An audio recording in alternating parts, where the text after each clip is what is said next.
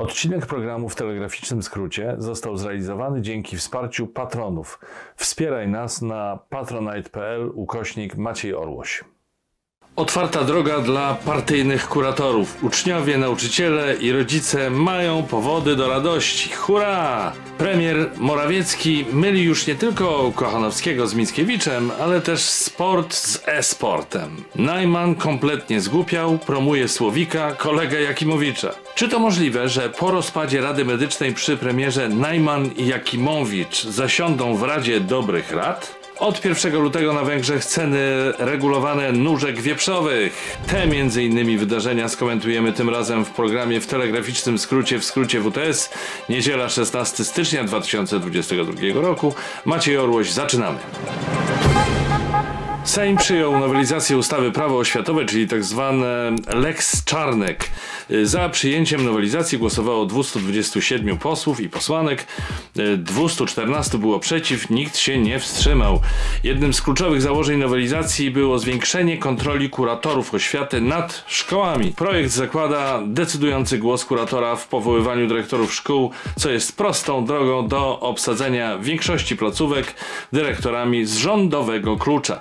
Co więcej, zajęcia prowadzone przez stowarzyszenia lub organizacje pozarządowe będą musiały najpierw uzyskać pozytywną opinię kuratora oświaty. Spełnia się więc powoli sen ministra Przemysława Czarnka o totalnym narzuceniu uczniom, nauczycielom, rodzicom i władzom szkół, co mają myśleć, w co mają wierzyć i czego oraz w jaki sposób mają się uczyć.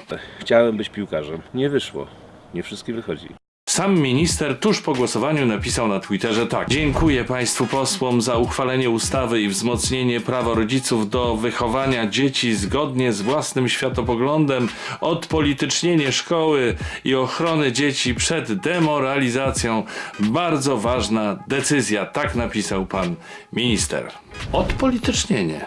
Minister Czarnek napisał o odpolitycznieniu szkoły. To tak jakby prezes Kurski mówił o odpolitycznieniu TVP.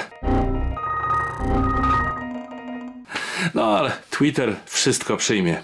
Przyznam rację ministrowi Czarnkowi. Decyzja o przegłosowaniu ustawy jest bardzo ważna. Przyznajcie szczerze, kto lepiej odpolityczni szkoły niż kuratorzy powoływani przez polityków? No proszę, jakieś pomysły? Bardzo dobrze, Orłoś. Polska szkoła potrzebuje więcej takich odważnych, niezależnie myślących kuratorów, jak pani Barbara Nowak, którą pozdrawiam bardzo serdecznie, pani Barbaro. Szczęść Boże!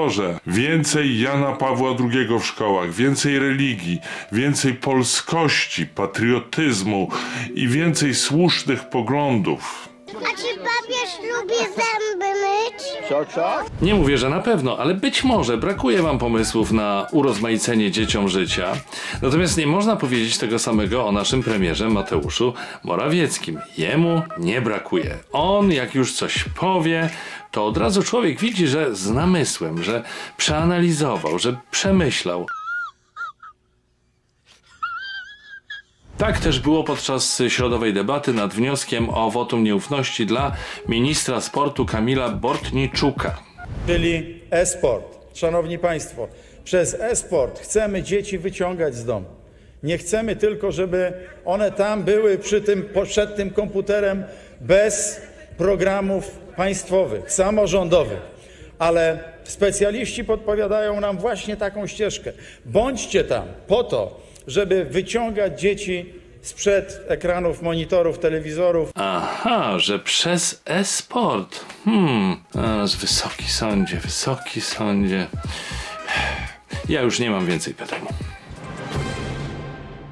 Nowy rok to nie tylko Polski Ład, ale także wejście w życie znacznego zaostrzenia prawa o ruchu drogowym. Nowy taryfikator mandatów obowiązuje od 1 stycznia, mamy więc pierwszą od 26 lat podwyżkę mandatów. Wzrosły kary praktycznie za wszystko, a policja będzie mogła na kierowcę nałożyć karę w wysokości do 5000 zł.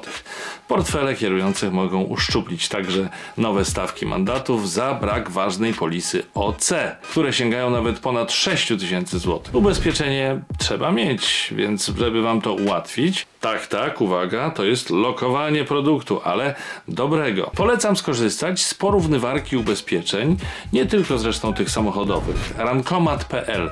Rankomat pomoże wam w wyborze ubezpieczenia dostosowanego do waszych potrzeb. Uwzględnia takie czynniki jak naprawa na częściach oryginalnych czy zamiennych oraz udział własny AC. Więcej informacji i link do porównywarki znajdziecie w opisie filmu. Na podatny grunt w naszym kraju padają liczne pomysły różnej maści federacji MMA, mających niewiele wspólnego ze sportem, a nawet z e-sportem. Za to bardzo wiele z niskich lotów show. Wiele wspólnego mają właśnie z takimi showami. Biją się więc już youtuberzy, ja nie zamierzam. Gwiazdki jednego sezonu, prawica z lewicą, prawy sierpowy z lewym sierpowym. Trochę to znak czasów, w których żyjemy, więc jeśli ktoś lubi to oglądać, trudno, nie moja sprawa, niech sobie ogląda. Nie byłoby więc nic nadzwyczajnego w tym, że były bokser, a obecnie komentator wszystkiego w TVP, Marcin Najman, wziął się za promowanie kolejnej federacji MMA. Nie moja sprawa. Za to moją sprawą i nas wszystkich sprawą jest to, że szefem promowanej przez siebie federacji ogłosił jednego z najokrutniejszych polskich kryminalistów, byłego szefa mafii pruszkowskiej, Andrzeja Zielińskiego, pseudonim Słowik. Za pomocą nieświadomego lub mającego to wszystko w d***ie Najmana serwuje nam się, nie pierwszy zresztą raz, lecz pierwszy tak po prostu bezczelnie, okrutnego gangstera w roli autorytetu i celebryty. Przecież ten facet stał za jedną z najokrutniejszych, największych i najbardziej niebezpiecznych grup przestępczych o charakterze zbrojnym. Nad samym Marcinem Najmanem nie będę się tu pastwił, bo wystarczająco w tej kwestii zrobił już Krzysztof Stanowski. Swoją drogą w tym TVP to też mają towarzystwo. Co jeden to lepszy. Najman nie komentuje już chyba w wiadomościach tylko stroju Danki Choleckiej. Chwali się, że do interesu wziął byłego bossa mafii i nie widzi w tym nic złego. Tymczasem inny naczelny gwiazdor telewizji polskiej, Jarek Jakimowicz, który sam wyznał, że brał udział w handlu ludźmi, publicznie chwali się, wręcz chyba jest dumny z faktu swojej podobno bardzo zażyłej relacji z szefem mafii pruszkowskiej, czyli ze Słowikiem. Mam takie postulaty dla panów. Jakimowicz, ty już się nie odzywaj. Najman, puknij się w czoło i zamilcz, jak nie masz nic mądrego do powiedzenia, a nie masz, powiedzmy sobie jasno. A my wszyscy się wreszcie obudźmy i przestańmy promować gangsterów. Zapomnijmy o nich po prostu w przestrzeni publicznej i niech pamiętają o nich już tylko organy ścigania i policyjne akta. Twarda ręka polskiego rządu dosięgnie nie tylko uczniów polskich szkół, czy wyciągnie ich sprzed komputerów na e-boisko.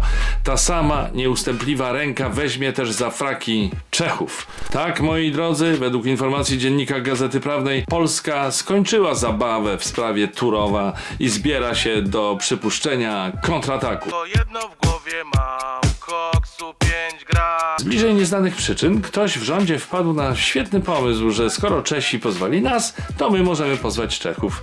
Jak wskazują pewne źródła, polski rząd zamierza pozwać swój czeski odpowiednik do Międzynarodowego Sądu Arbitrażowego. Co do kwestii kar nałożonych na Polskę przez TSUE, zastosujemy starą, sprawdzoną w powszechnym obrocie gospodarczym strategię i będziemy konsekwentnie unikać ich płacenia. Świetny to jest pomysł, tym bardziej, że Bruksela zaczęła już nawet naliczać nam odsetki od zasądzonych kar, a zdaniem Bloomberga Unia szykuje się do wstrzymania wypłat dla Polski. Tak dla przypomnienia, obecnie do zapłaty nasze państwo ma z tytułu kar nałożonych przez TSUE za Turów 59 milionów euro plus odsetki. Podobno otrzymaliśmy już 3 wezwania do zapłaty, tylko się gdzieś zawieruszyły albo coś tam w tym rodzaju.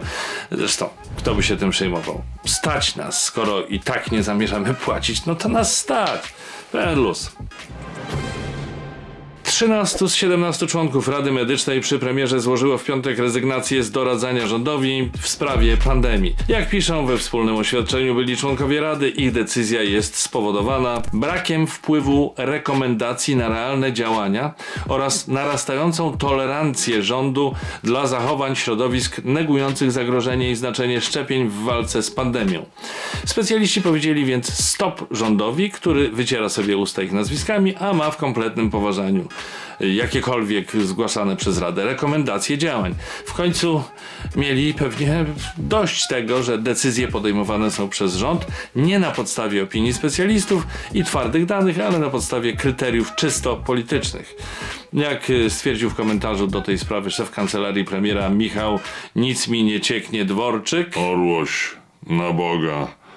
Cóż to za suchar z tym "nic mi nie cieknie" Dworczyk? Przecież wiadomo, że to robota obcych służb, te maile pana Dworczyka. Tak, na pewno. Najwygodniej zasłaniać się służbami, obcymi służbami. O czym to ja mówiłem? A few moments later.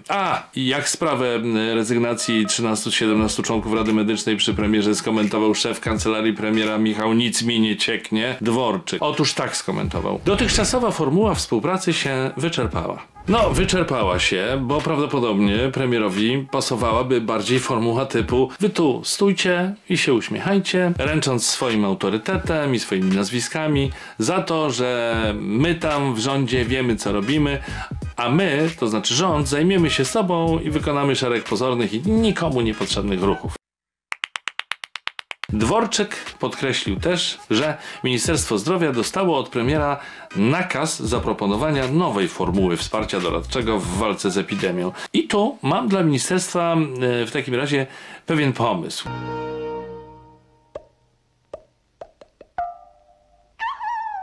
Proponuję powołać osobne Ministerstwo Dziwnych Kroków. Tak, Monty Python się kłania w tym wszystkim. No ale dobra, okej. Nie dziwnych kroków tym razem, tylko Ministerstwo Dobrych Rad, niech to się tak nazywa, które będzie opiniowało premierowi każdą decyzję. W skład udzielającej dobrych rad Rady Ekspertów takiej instytucji powołałbym zgodnie z powagą urzędu Kaję Godek, prezesa Ordo Iuris, Marcina Najmana, Jarosława Jakimowicza, a także na przykład Grzegorza Brauna. By zachować najwyższą skuteczność działań, dodałbym też jeszcze do tego składu Jacka Sasina. Rady dawane premierowi przez takie gremium może nie byłyby merytoryczne i najmądrzejsze na świecie, ale na pewno byłyby zabawne. No bo jak już nie można liczyć na dobre decyzje, to przynajmniej się pośmiejmy. Dla zdrowia. Nasi węgierscy bratankowie, na których tak często wzoruje się nasz krajowy naczelnik i prezes, mają problem z inflacją. Jest to już kolejna wspólna rzecz między naszymi narodami, zaraz po szabli i szklance. Viktor Orban zdecydował, że od 1 lutego zaczną na Węgrzech obowiązywać ceny regulowane 6 artykułów spożywczych: mąki, cukru, oleju słonecznikowego, mleka, nóżek wieprzowych i piersi z kurczaka. Orłoś, nie żartuj sobie z pana Orbana z tymi nóżkami wieprzowymi. No jak tak można? Ale ja wcale nie żartuję, no gdzieżbym śmiał, naprawdę. Ceny wrócą do poziomu z 15 października, co przynajmniej w teorii ma wyhamować inflację, która w listopadzie doszła do 7,4%. Węgierski rząd, by ulżyć swoim obywatelom w potrzebie, ustanowił także maksymalną dopuszczalną cenę paliwa. Oczywiście nie ma to żadnego, nawet najmniejszego związku ze zbliżającymi się wyborami parlamentarnymi w tym kraju, w których to partia premiera Orbana powalczy o 4. kadencję z rzędu. Gdybyśmy mieli w Polsce wprowadzać podobne rozwiązanie, to ja postuluję, aby nie cofać się z historią cen tylko do października 2021. Proponuję, żeby na przykład taka cena benzyny była stała na poziomie tej z 1995 roku, czyli jakieś 1,5 złotego za litr. A tak w ogóle, to ja bym nie ograniczał się do kilku produktów. Przeceńmy wszystko i wszędzie. Uregulujmy każdą cenę w kraju, a każdy obywatel niech dostanie talon na balon, w którego sam dał się zrobić. Albo na trąbę. A propos trąby, pora na część muzyczną WTS-u. Przed Państwem prowadzący kanał Witam na YouTubie, gdzie, czyli na tym swoim kanale, występuje pod krawatem u nas, no niestety w nieco innej konwencji, Antoś Orłoś. Witam Cię, Antosiu, bardzo serdecznie. Witam również bardzo serdecznie, nawet może serdeczniej niż mój szanowny przedmówca, redaktor Orłoś, prywatnie mój tata, gdyby ktoś nie wiedział. Dziś przed Państwem wokalistka. Utwór już trochę ma, bo był utworem wyjątkowo letnim, ale myślę, że i tak się Państwu spodoba, zważywszy na aurę, jaka nam teraz ostatnimi czasy towarzyszy. Włosy są, żeby było jasne, włosy są czyste, wręcz właśnie za bardzo czyste, bo są jeszcze mokre. Przed Państwem pani Aleksandra Andrzejewska w utworze, bardzo fajnym utworze, Lato. Złapiesz mnie za rękę, pobiegniemy w morze, tak z rozbiegu, bez wahania, tylko o to proszę. Zjemy tonę słodkich rzeczy, kilogramy w nawias. Nie będziemy się przejmować, bo to lato dla nas. Lato dla nas. Przenieśmy się teraz jeszcze na chwilę do Wielkiej Brytanii, gdzie trwa afera imprezowa. Najwyraźniej Brytyjczycy nie są przyzwyczajeni do hipokryzji na szczytach władzy, bo tamtejsza opinia publiczna jest szczerze zszokowana tym, że w czasie, gdy cały kraj pozostawał w ścisłym lockdownie, premier wraz ze swoim towarzystwem robili sobie garden party i nazwali to spotkaniem w pracy. Mało tego, tych imprez w siedzibie Borysa Johnsona było więcej, a jedna z nich odbyła się nawet w dzień przed pogrzebem męża królowej Elżbiety II, Filipa. Boris Johnson musiał więc już nie tylko przepraszać naród, ale też jego głowę.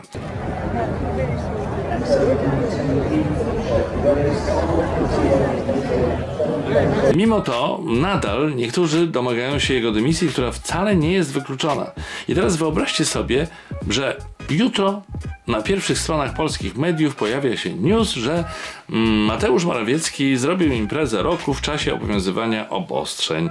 Obecni byli ministrowie, posłowie, ojciec Rydzyk, a nawet prezes Kaczyński. Alkohol lał się strumieniami, a zamiast dystansu społecznego był tylko dystans od społeczeństwa. I co by było? Co by się stało? Rząd zawiałby się, zachwiałby się w posadach? Ależ skąd? Zaraz wyszedłby marszałek Terlecki i nazwał ludzi debilami, rzecznik rządu powiedziałby, że to nie żadna impreza, tylko konsultacje społeczne i opozycja jak zwykle totalnie się czepia. Sam premier Morawiecki wyszedłby i wygłosiłby monolog o cenach chleba, a Zbigniew Ziobro wszcząłby śledztwo w sprawie dziennikarzy, którzy ośmielili się nagłośnić sprawę. A dlaczego? Dzień później z sejmowej zamrażarki wyjęto by kolejną wersję Lex TVN albo projekt o związkach partnerskich i 3 dni później nikt już nie pamiętałby, dlaczego w ogóle ktokolwiek chciał dymisji kogokolwiek i czy nie jest to wszystko przypadkiem wina Donalda Tuska. Dużo ważniejszym pomysłem byłoby nie zubażać państwa, ale nie ściągać od ludzi pieniędzy. W moim nowym kąciku porad językowych dziś czasownik kłamać i jego poprawne użycie. Nie chcę się denerwować, więc powiem zupełnie spokojnie. Nie mówimy nie kłam mnie, ja cię nie kłamię, czy na przykład on ją kłamie. Tak nie mówimy, ok? To nie jest po polsku. Czy ja mówię wyraźnie? To nie jest po polsku. Więc jeśli na przykład do premiera Mateusza Morawieckiego chcemy powiedzieć, żeby wreszcie nie kłamał, to nie mówmy, proszę uprzejmie, Mateusz, nie kłam mnie. Tylko Mateusz, nie kłam już więcej. Albo Mateusz, nie okłamuj mnie. Czy to jest kurka wodna, cholera jasna, jasne? Już tak niewiele brakuje do 200 000 subów, więc sami rozumiecie, co chcę wam powiedzieć, prawda? Poza tym komentujcie, obserwujcie, lajkujcie. Tych miejsc jest bardzo dużo. YouTube, Facebook, Instagram, LinkedIn, Twitter, Albikla. Z Albiklą to był żart. Haha, reszta całkiem serio. Z góry dziękuję. Pozdrawiam wszystkich, a patronów programu WTS pozdrawiam szczególnie. Widzimy się już w czwartek. Trzymajcie się. Cześć.